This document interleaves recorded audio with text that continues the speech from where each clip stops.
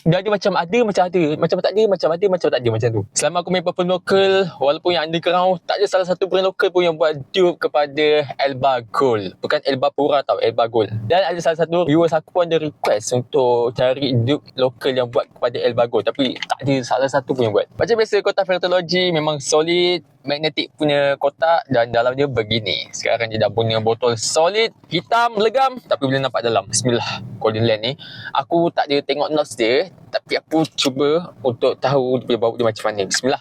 Dikatakan bau dia adalah bau buah yang segar, tapi aku expect segar yang lain daripada yang lain. Bismillahirrahmanirrahim. Tu saya cek. Hui.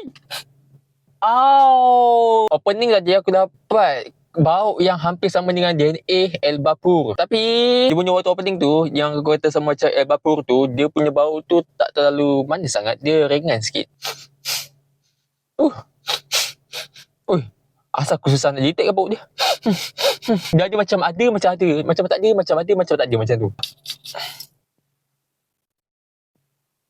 Hai, aku nak tengok notes dia je. Selepas aku dah gaji balik, pasal bau Elba Gold tu, actually Elba Gold ni, dia bagi aku lah kan, dia adalah flanker daripada Elba Pura. Yang di mana, ramai orang komen kat Frenda Dika tu, dia orang kata, dia punya bau Elba Gold ni, ada DNA dengan bau Elba Pura, tapi dia kurangkan kemanisan dekat Elba Gold tu. Dan bila aku bau secara lebih mendalam, lebih detail sikit, aku dapat detect macam ada bau seakan-akan halia yang fresh spicy, tapi dia bau pedas yang lembut. Dan bagi aku nak kata Golden Lane yang dupe pada Elba Gold ni dia kurang manis daripada kebanyakan dupe Elba Pura yang aku pernah pakai. Yes, betul. Dan bau dia tak kuat macam kebanyakan dupe Elba Pura yang aku pernah pakai sebelum ni. So aku boleh katakan Golden Lane ni dia unisex, tapi lebih ke arah feminin sikit lah. Dan baunya lembut. Dan bagi aku sesuai lah bagi siapa yang tak suka bau dupe kepada Elba Pura ataupun bau Elba Pura, tapi nakkan yang kurang manis dan lembut bau dia dan tak terlalu kuat sangat. Korang boleh cubalah Golden Lane daripada Fertology yang dupe kepada Elba Gold ni.